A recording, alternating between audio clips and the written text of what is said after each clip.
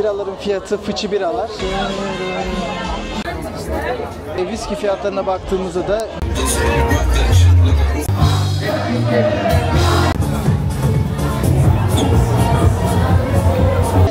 tam da kaleyi karşısına aldığı için insanlar mesela Bodrum pahalı olarak biliyor, fakat hani bir yerler Bodrum şöyle demek pek doğru değil.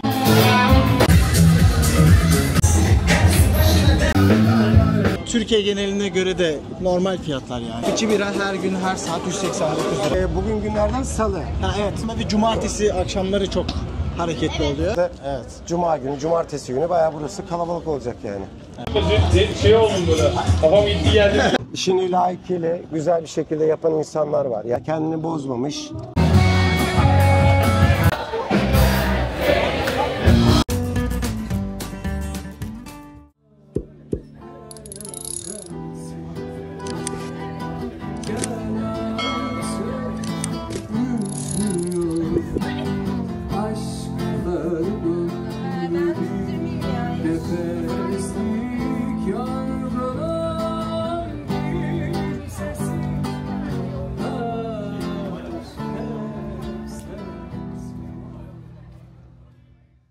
Gecenin karanlığında iyi çıkıyoruz. Evet. Herkese selam arkadaşlar. Bugün iyi akşamlar dedi. Siz tabii sabah izliyorsunuz. Yeğenimi unuttum. Ben burada. Yeğenim de peşinde. Evet. Şimdi yeğenim niye yanında? Ya, normalde hep yanımda zaten. Çocukluğu benimle birlikte geçti. Biz onunla şimdi böyle bir gece hayatına akıyoruz şimdi. Gece hayatına akıyoruz mu? De diyelim hadi öyle. Uzmanı kendisi. Yok öyle de demeyelim de. Öncedendi yani. Bilgi birikimi var. Şu an ara verdin. Yani evet. Yani daha çok gece hayatını bildiği için işte evet. barları falan. Yani yaşımdan dolayı. Sen mesela gençliğinde benim yaşımdayken kaç tane bar vardı Bodrum'da? Şu anda hiçbiri yok artık. Yani mesela bir kestane bar vardı. Çok seviyorum. Ora bar vardı. Ora bar. Ondan sonra yine Yettigari'ye gidiyorduk. Birçok öyle barlar vardı. Ama dediğim gibi artık benim gece hayatım bitti. Ben yeğenime devrettim. Onunla şimdi ne yapıyoruz sen söyle. Mekanlara gideceğiz. Konsepti nasıl? Fiyatları. Bu tarz şeyleri söyleyeceğiz, aktaracağız ki Bodrum'a geldiğinizde hangi şeyleri, barları seçebilirsiniz. Onun hakkında bir fikriniz olsun. Sağ tarafta mıydı? Sağda. Şurada yazıyor mesela. Black Rock. Önceden hatırlıyorsun bu kadar şey değildi, daha küçüktü. Farklı bir yerde şey vardı, barı vardı. Sonra buraya taşıdı ama burası şu an çok güzel iş yapıyor. Çok da güzel yani. Hatta Seda ablanın doğum gününü burada yapmıştık. Evet. 2 sene mi, 3 sene mi? Bayağı oluyor. 2 sene evet. olabilir. Evet. 2 sene. Bir de şu anda sahilde de yerleri var değil mi? Tabii. Ha, var. Evet, Yani mesela sabah falan da gidiyorlar. Sadece hani şey olarak değil. Burada işte çoğu zaten Bodrum'daki barların happy hour'u var. İşte evet. Belli saatler arasında akşam içtiğiniz fiyatın yarı fiyatına veya daha uyguna içebiliyorsunuz. Hem kokteyl hem bira. O konseptte çoğu yer zaten şey yapıyor, hizmet veriyor. Bazılarında fiyat listesi var, bazıları fiyat listesi vermiyor. Evet. O tarz değişiyor yani. Anladım. Çoğu yer. Zaten göreceğiz yani. Burada fiyat listesi sanırım var, orada var. Tamam, evet. Oradan görürüz. Karanlıkta kaldık. Hadi bakalım biraz aydınlığa.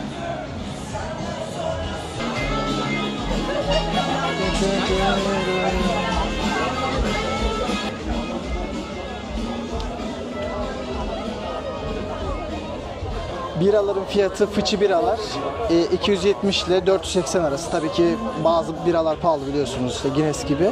Şişe biralar da fıçılarla hemen hemen aynı diyebiliriz. Viski fiyatlarına baktığımızda da 450-550 civarında. Ondan sonra şatlara baktığımızda tekila 200.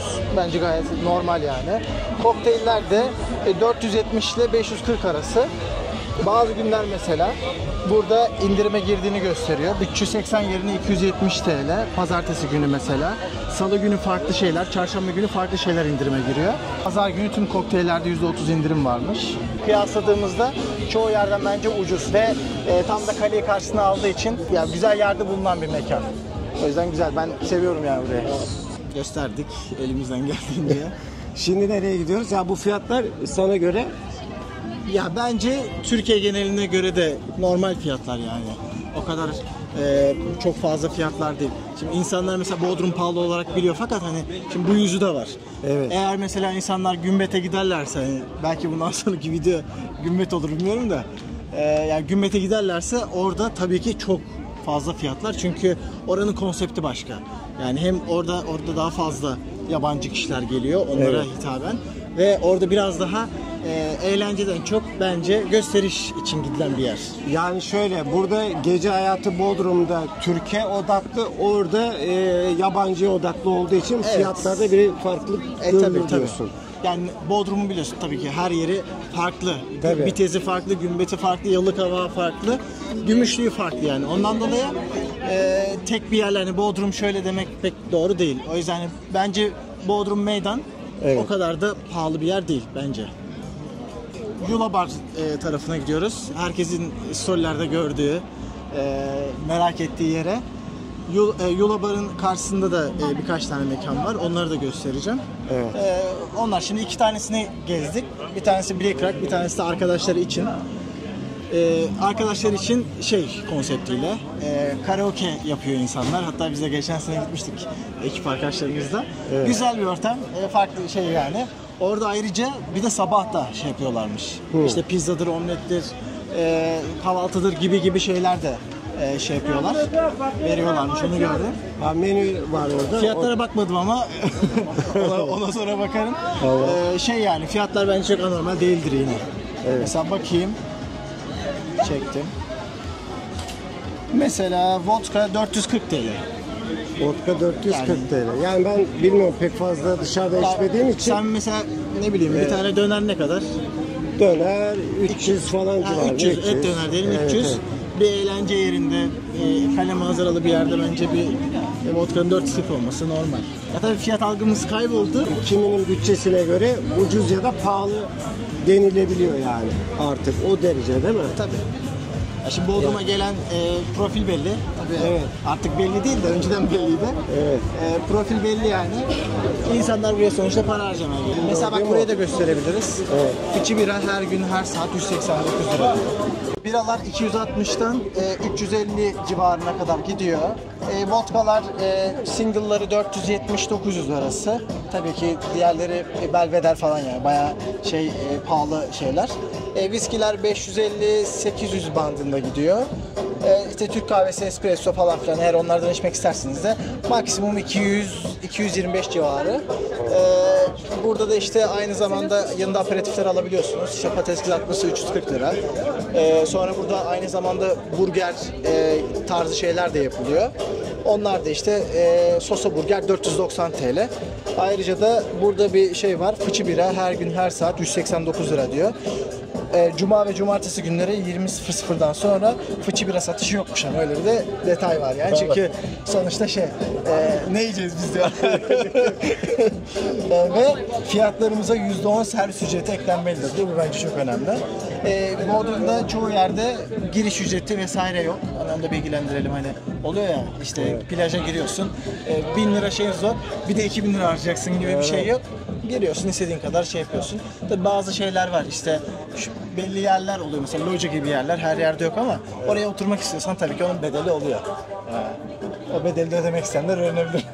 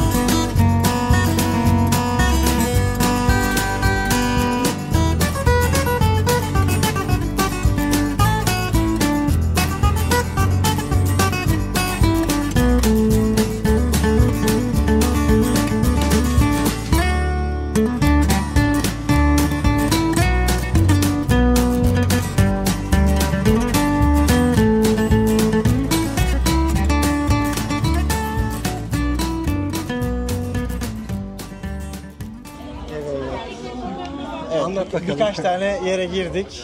Öncelikle şeye girdik. Yula'ya girdik. Yula'da fiyat listesi sordum. Fiyat listesi yokmuş. QR varmış. Ben de QR okuttum. Buradan aktarayım size. Kokteyllerin, yani şimdi tek tek isim veremeyeceğim için aralık veriyorum yani. 540 TL arası 620 540-620 bandında bir şey kokteylleri. 50'lik fıçı 330 TL. Diğer yabancı markalarda 350 civarında. Aynı zamanda kahvaltı da veriyorlarmış. İşte omlet, kahvaltı veya bol kaseler veriyorlarmış. Cheeseburger, yula burger gibi. Onlar da 540-500 TL civarında. Evet. Şeye girdik, hemen yan tarafında, yan sokağında. Yok dedi, böyle tersici bir şekilde. Dedim Evet. hani bir aralık söyler misiniz dedim fiyat.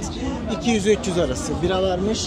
Kokteyllerde işte 800-600 arasıymış. Evet. Ama yani sonuçta bir şey gösterilmesi gerekiyor diye düşünüyorum ben. Ya bana şu garip geliyor açıkçası. Evet. Bu Bodrum'un boşluğunda, bu misafir kıtlığında, müşteri kıtlığında bu kadar böyle elleriyle ters köşe yapmalarını anlamıyorum hani. Evet. İşte sap gerilmez vesaire. Ama zaten biz hani girmek için herhangi bir şey yapmıyoruz. Tabii zaten yani. amacımız Bir tanıtım belli. amacı yani. Yani tabii. Hani bunda Bu arada şunu belirtelim. Bugün günlerden salı. ha, evet, o önemli Ya, bir şey. bugün Burada salı- genellikle çarşamba ve cumartesi akşamları çok hareketli oluyor. Evet, ama şöyle bir şey var aslında, yani tatil bölgesine göre hani günlerin pek aslında önemi olmaması lazım.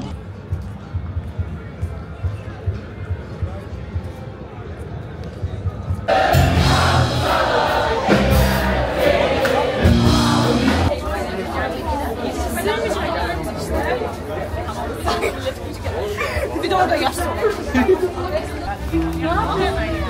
Yani zaten ölecek yani. Bir an önce.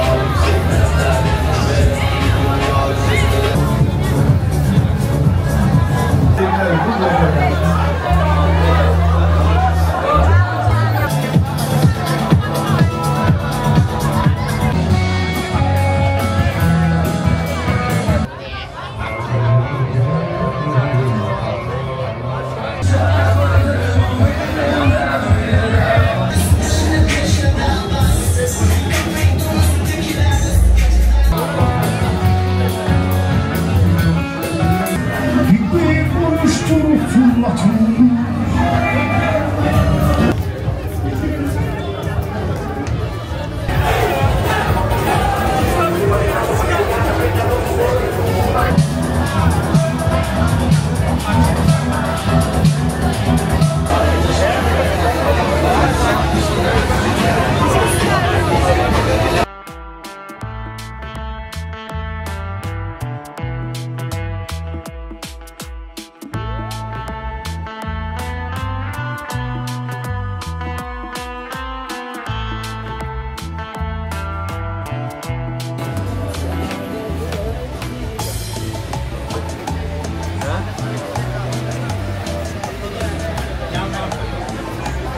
Belediyede diyor biraz diyor.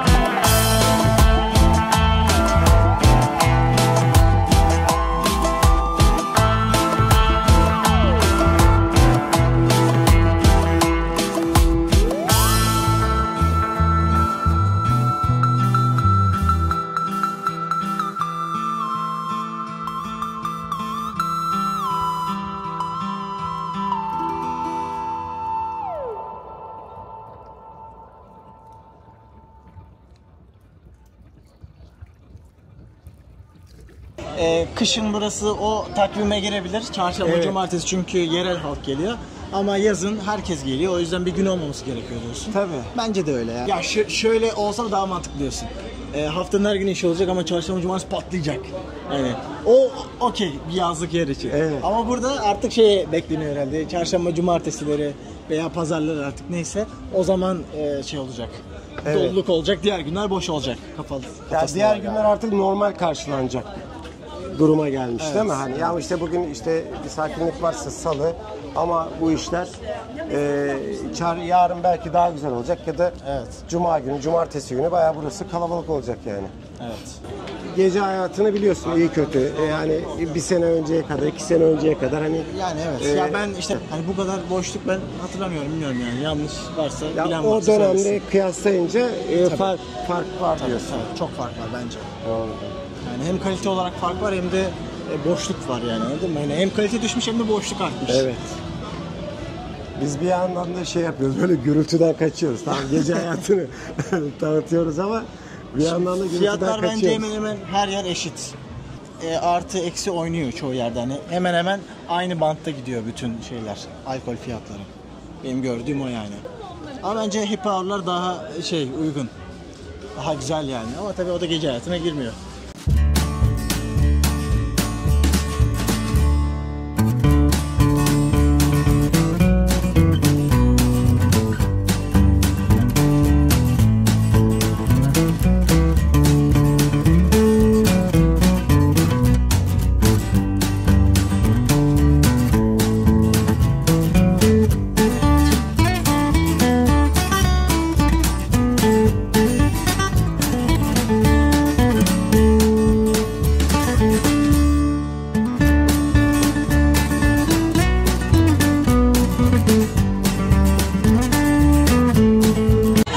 Ya diyorum ya şey oldum böyle. Kafam gitti geldi diyor. Ulan dedim acaba ben yanlış mı gördüm? 2 sene daha var işte. Bakalım ne olacak göreceğiz. Tabii kontratımız var. Daha 3 yaşında bir mekanız. Küçüğüz yani. Evet biliyorum. O yüzden keyifli geçiyor şu an.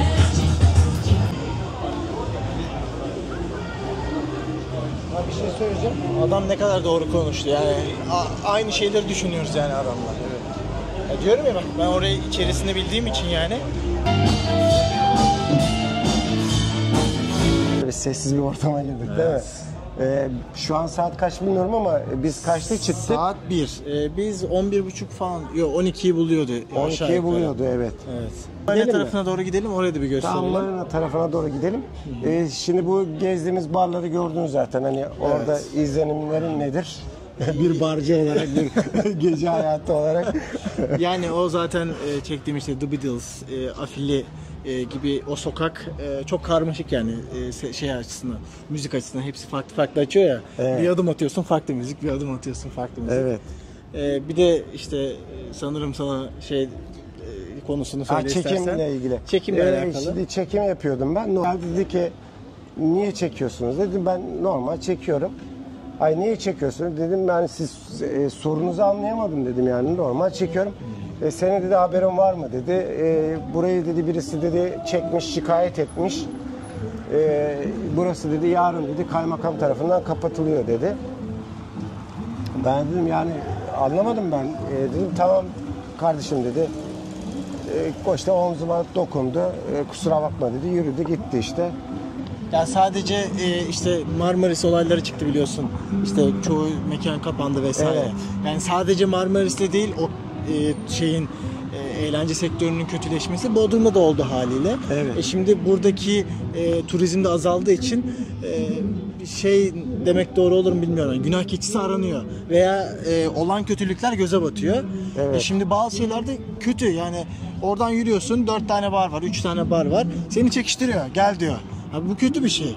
Eğer sen orayı beğendiysen gidip oturabilirsin yani. Evet. Yani o kötü bir şey. Onlar da büyük ihtimalle ondan ceza yemişler artık, ne bilmiyorum. Onlar Evet. dedi işte müşteriyi rahatsız etme, hanutçuluk tarzı olduğu için söyledi.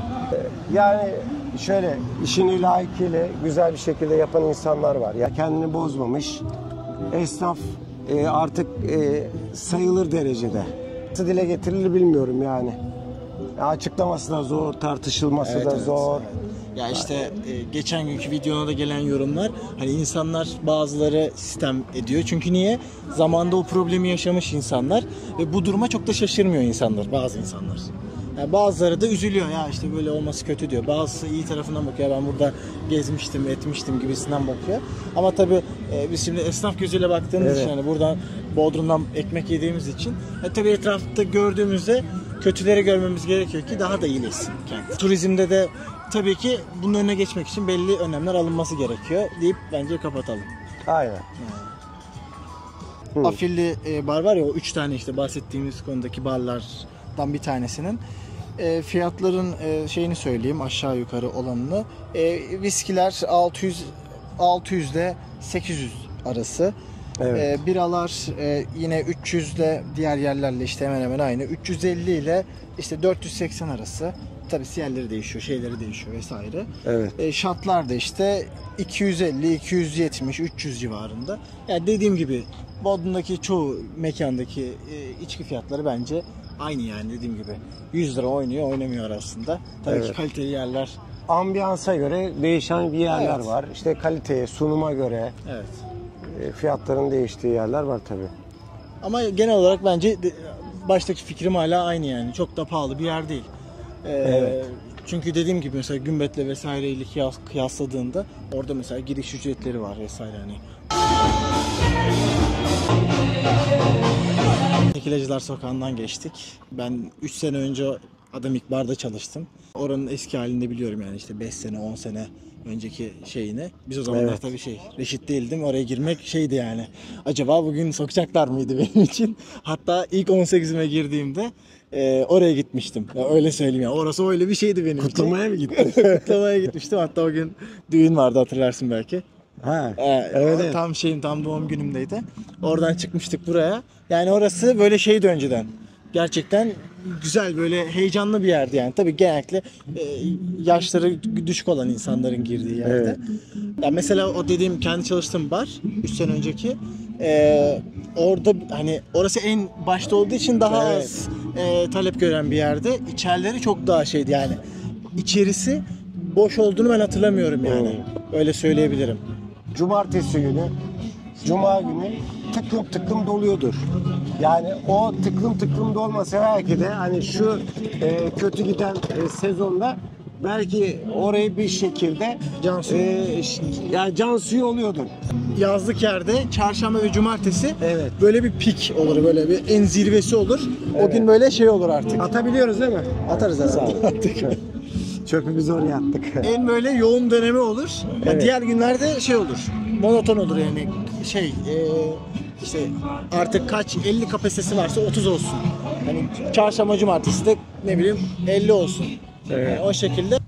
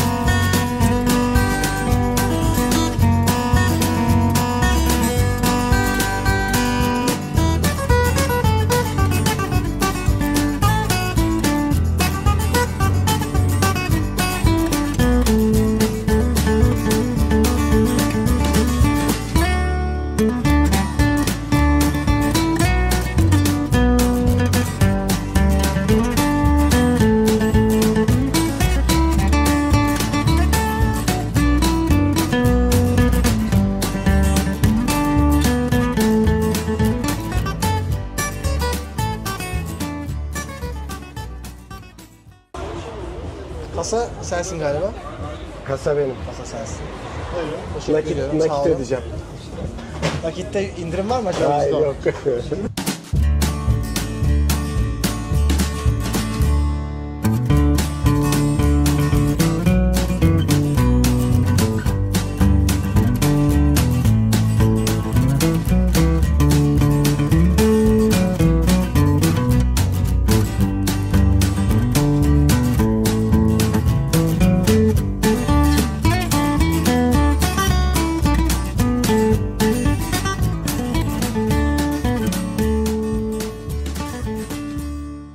Evet, dondurmamızı yedik. Dondurma güzeldi. Hayır, o değil de Serinletti. şimdi serinledik güzel de. Dondurma yedik de şimdi susadım. Ay, sağ Dönüşte olun. şey alalım. Ha şurası da açık alırız. Ay şuradan alırız su.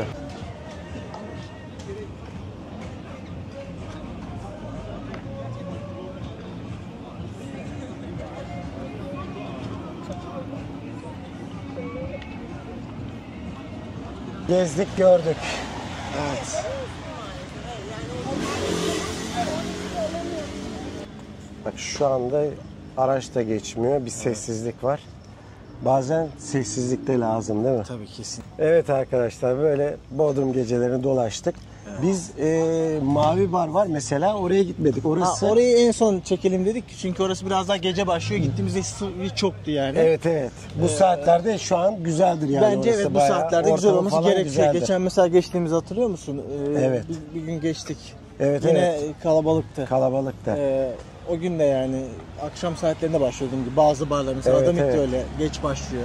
Evet. Bazı barlar after party gibi bir yer yani öyle diyebiliriz. Bundan önceki attığım videoda birçok böyle bir yorum geldi. Yani ben Bodrum akşamı işte gün batımından sonra çektiğim videoda herkes böyle bir yorum yazmış. Güzel yorum yazanlar var.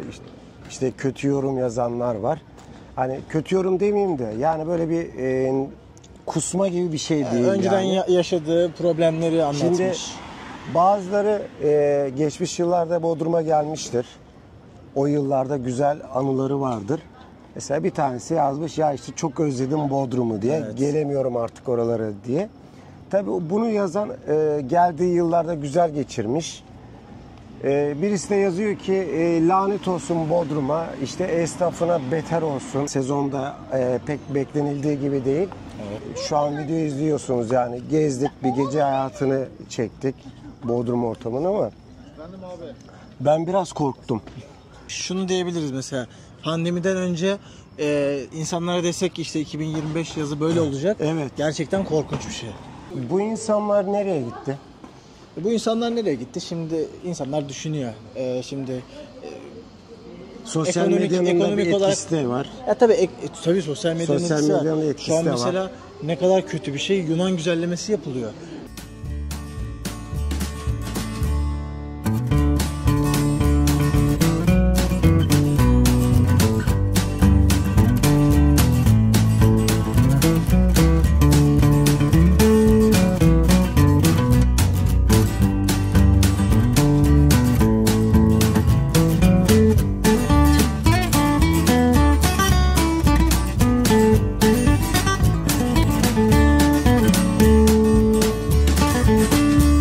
Saat kaç şu anda?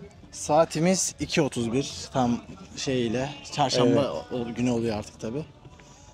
Şimdi Mavi Bar'a gidiyoruz. Çok köklü, çok eski bir bar.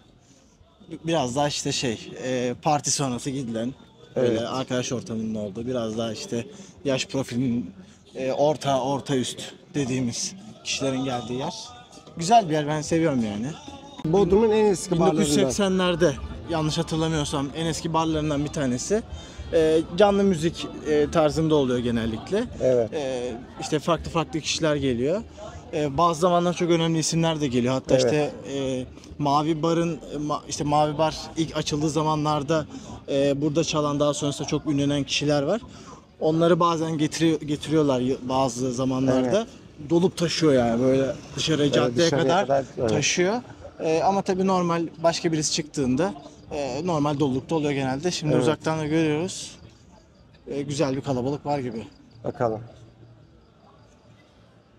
Biri olmadı, yine olmadı, olamaz ki.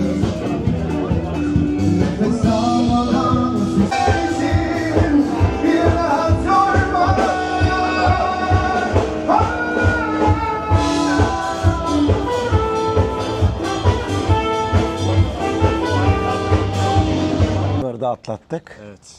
De beklediğimiz gibiydi bence. Güzeldi yani. İçerideki kişiler, oraya sürekli gelen kişiler muhtemelen o profilde yani. Evet evet, kaliteli insanlar. kaliteli yani insanlar eğlenmeye diyebiliriz. gelmişler böyle sakin güzel bir şekilde. Evet, muhabbet, o canlı sohbet. müzikte aynen güzel. Bir de sabah yani büyük ihtimalle bir 2 saat daha devam eder. Evet. Ya bu saatte bu şekilde hani gayet de şey yani hani dikkat edersen sıcak bir ortam var yani. Evet evet. Hani Rahatsız olmuyorsun evet yani. evet. Seda'ya desem hadi gel Mavi Bar'a gidelim desem o tamam gidelim der. Çünkü Yani evet. Seda da orayı az buçuk biliyor yani. Ya gidelim der. Oranın yani. işletmecisini de ben tanıyorum az çok. Yani çok iyi birisi. Evet. Bayağıdır da oradalar. Tabii. Bir el değiştirme falan oldu ama yani hiç bozmadı kendisini diyebiliriz. Çarpılmayalım. Yok, şöyle geçelim. Arkadaşlar şöyle karanlık bölgeye girdik. Biz biraz önce bu geçtiğimiz yol Zeki Müren Caddesi. Zeki Müren Caddesi de aynı zamanda yani denmesinin Zeki Müren'in evi var. Ona ait bir müze var. Oradan geçtik. Onun öncesinde de Halikarnas vardı. Eski Halikarnas değil. Şimdiki adı Halikarnasos. Ama geçen sene bir açıldı. 1-2 ay falan açıldı. Evet. Bu sene hala da açılmadı. Yani Tanıtımını da nedeni de- güzel yaptılar aslında. İşte geçen 2 sene önce KOS Bodrum Arkadaşlığı Kardeşliği diye bir şey yapıldı ve işte KOS'ta çalınan Türkçe şarkılar hani aynı ritimde sözler farklı veya tam tersi. Onları orada ağırladılar hani bir reklam olsun diye. Evet. Güzeldi, ben beğendim ama sonrasında bazı işte problemler yaşandı. İşte ne bileyim isim hakkı, ondan sonra bazı müziklerde belli göndermeler olduğu için falan filan. Tabii söylenti bunlar. Öyle şeyler çıktı, tutmadı. Ama yani ne işte eskisi gibi yerindeki yani öyle diyebiliriz. Şimdi ne yapıyoruz? Eve doğru gidiyoruz artık. Bittik. Biz de yorulduk arkadaşlar. Saat kaç oldu? O değil de 2:46. şimdi Seda Biri bekliyor. Seda uyuduysa şimdi kapıyı çalacağız. Ben de anahtar yok. Kapıyı açtıracağız. Uykusunu anahtar almadın edeceğiz. sen? Ben anahtar almadım. Yani öyle hatırlıyorum. Direkt çıktım. Yani dedim ki anahtarı almayacağım ben. Öyle çıktım. Neyse şeyden gireriz, pencereden gireriz. Evet. Şimdilik Bu kadar. bu kadar. Yorumlarda Yorumlarda yani şöyle siz de bir yorumlarda belirtirsiniz yani hislerinizi neyse yaşadıklarınızı dile getirirsiniz. Biz de bu Bodrum'la alakalı duymadığımız belki de bir şeyler duyarız yani. evet. Bilmediğimiz bir şey vardır. Bunu bize söylersiniz. Yorumlarınızı bekliyoruz. Bundan sonraki videolar ne olsun? Bundan sonraki video ne istiyorsunuz Bodrum'la alakalı? Çünkü ben Bodrumlu birisi olarak da Bodrum'da yaşıyorum. İşim Bodrum'da, evim Bodrum'da. Benim videoları zaten biliyorsunuz kamp videolarıyla başlamıştım ben. Aile hayatımız var. Eşim, çocuğum. Güzel bir hayat yaşıyoruz. Yaşam tarzımız sade, yalın bir şekilde devam ediyor. Hiç kendimizde bozmadık. İş hayatımızda da aynı şekilde. Bu şekilde de devam ediyoruz. Size de bu Bodrum'u bu şekilde gezdirmiş oldum. Umarım keyif almışsınızdır. Önceki videoda birçok kişi keyif aldık. Sayende Bodrum'u gezdik. Bu sene gelemedik gibi yorumlar yazan olmuş. Onları da buradan öpüyorum. İnşallah kısa zamanda gelirsiniz. Bodrum'da güzel, keyifli bir zaman geçirirsiniz. Kahveye gelsinler mi o zaman geldiklerinde? Kahveye gelsinler. gelsinler be. Evet, kahveye gelsinler. Kumbahçe kahvesinde buluşuruz. Kendinize iyi bakın. Hoşça kalın. İyi akşamlar.